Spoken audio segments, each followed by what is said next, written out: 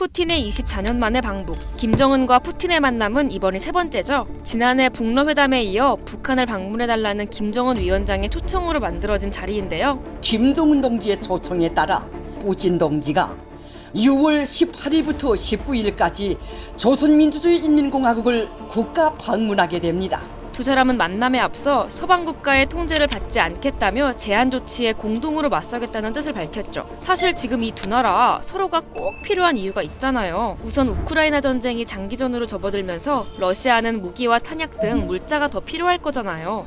미국 바이든 대통령이 우크라이나의 금전적 지원뿐만 아니라 물적, 기술적 지원 또한 아끼지 않은 가운데 러시아는 북한이 더 절실해졌죠. 북한 또한 식량 지원이나 신무기 개발 등의 기술 지원을 받아낼 계산을 하고 있고요. 국제적으로 고립된 북한과 러시아는 서로의 존재가 절실해진 상황인 거죠. 김정은과 푸틴, 이 둘의 케미도 전 세계적으로 주목받고 있는데요. 두 사람은 특성도 또 각자가 통치하는 나라도 닮은 점이 참 많거든요. 알다시피 러시아와 북한은 현재 국제사회의 강력한 제재를 받으며 월드 외톨이로 전락했습니다. 푸틴 대통령은 우크라이나 전쟁 발발로 미국과 유럽의 따가운 시선을 받고 있고, 북한은 핵 개발로 유엔 안전보장이사회야 미국의 제재를 받는 것처럼요.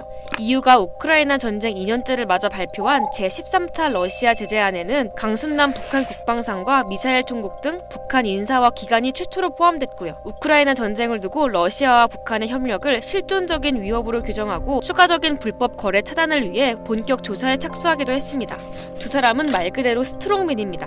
푸틴은 지난 대선에서 또다시 승리해 5선을 확정지었고요. 2030년까지 장장 30년간 러시아를 통치할 역사상 최장기간 재임하는 대통령으로 꼽히고 있습니다. 김정은 위원장 또한 김일성 주석, 김정일 국방위원장에 이어 북한의 3대 세습 독재를 이어가고 있잖아요. 두 사람 모두 강력한 독재자로서의 면모를 보이며 1인 장기 집권 체제를 유지하고 있습니다. 그래서 최근 부쩍 가까워진 두 나라인데요. 북한이 코로나19로 폐쇄한 국경을 개방한 뒤 처음으로 맞이한 방문객이 누구였냐? 다름 아닌 러시아 단체 관광객이었고요. 관광객들은 스키도 타고 북한 여행을 즐겼죠. 두 사람이 우정을 이어나갈 수 있는 이유, 개인의 성향이 비슷하다는 건데요. 둘은 일단 스포츠를 좋아합니다. 러시아 국기인 삼보와 유도 유단자로 유명한 푸틴 대통령은 스키와 낚시, 승마 등 스포츠를 섭렵할 정도로 스포츠 광입니다. 김정은 위원장은 농구광으로 유명하고요. 스위스 유학 시절에도 NBA 경기를 자주 보기도 했고, 실제로 NBA 스타인 데니스 로드먼을 북한에 여러 번 초청하기도 했습니다. 또 마식령의 대규모 스키장을 건설하기도 하며 푸틴과 마찬가지로 스키에 큰 관심을 나타냈어요. 후계자 구도 또한 비슷한 양상을 띠고 있습니다.